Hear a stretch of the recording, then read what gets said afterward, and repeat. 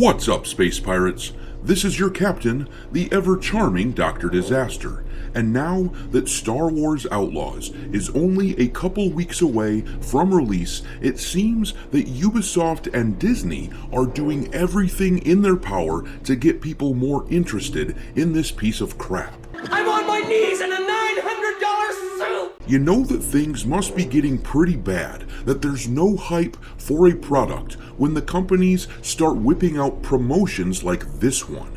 If you have a Disney Plus subscription, you get a free cosmetic feature for Nyx, the companion of Kay in Star Wars Outlaws. Who gives a shit? Nobody. The answer to that question is nobody gives a shit, because this game is garbage. I mean, they failed at the fundamental levels with this thing. Think about the character design of Kay.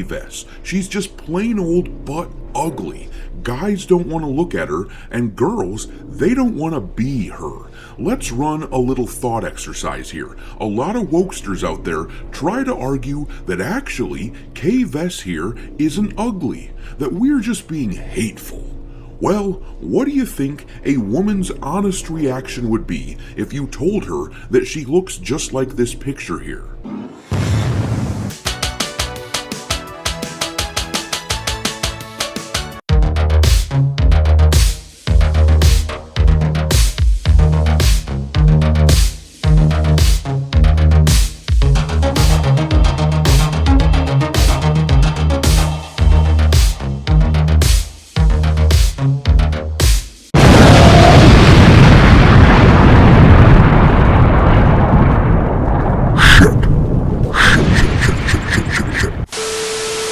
Alright, me hearties, make sure you like this video and subscribe to the channel if you haven't yet, and also, don't forget to follow me over on Twitter, where I keep a list of games lousy with wokeness pinned to my account at all times for your reference. My handle on the platform is Dr. Disaster 1.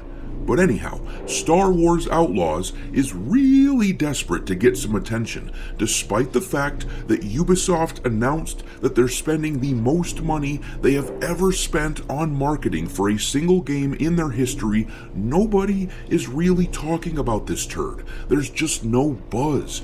I would argue that a massive reason for why that's the case is the fact that Star Wars as a franchise is either dead or dying, depending on your point of view. There's just so much bad will among the fan base by now after shit products like Star Wars The Acolyte that people don't care about this game. With this in mind, it seems like they're taking a page that is regularly used by the Star Wars franchise these days in an attempt to lure the shallow members of the fan base to this game. They are using things like member berries to get people to play. We recently found out that Lando Calrissian and Hondo Ohnaka are in the game, though it's possible they will only exist behind a paywall. Still, the power of nostalgia used to be strong, but I would argue that by now, that shit ain't gonna work with Star Wars. The people who would be persuaded to play the game with this kind of member berry crap were likely already going to be playing. They are the sort of customer that big corporate shit machines like Disney and Ubisoft just love. Don't ask questions, just consume product and then get excited for next product. So now they're pushing this cosmetic change to Nyx, and I've gotta say, it looks desperate and pathetic. I mean, if you wanted to make a cosmetic change to the game that would get people actually interested in playing, how about changing Kay so that she doesn't look like a dude? I mean, Waluigi called and he said he wants his chin back.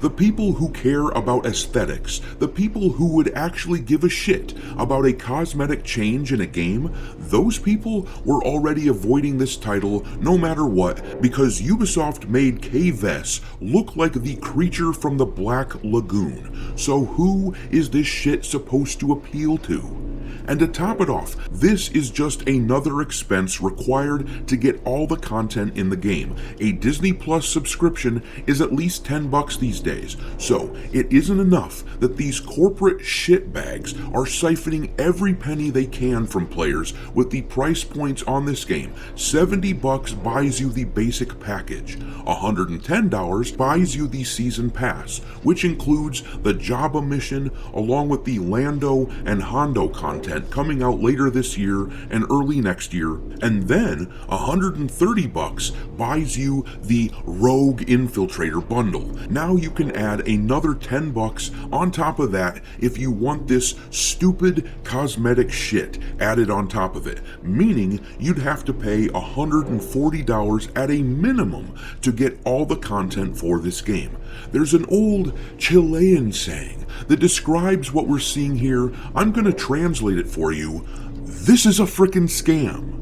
I guess Disney and Ubisoft are desperate for every penny these days though, what with their respective stock prices going to shit like they have. Ubisoft has dropped 25% in the past month in their stock value ever since their shareholder call where investors grilled the CEO of the company about Star Wars Outlaws, and the CEO had no good answers for them. As I've said many times on this channel, Ubisoft really needs a win on this game alongside Assassin's Creed later this year. Skull and Bones from earlier this year was a big failure. It is currently being sold at Best Buy for $10. As a company, Ubisoft simply cannot afford this happening with Outlaws, which is why they are trying everything in their power to entice you into buying. They have even been rumored to be paying big bucks to game reviewers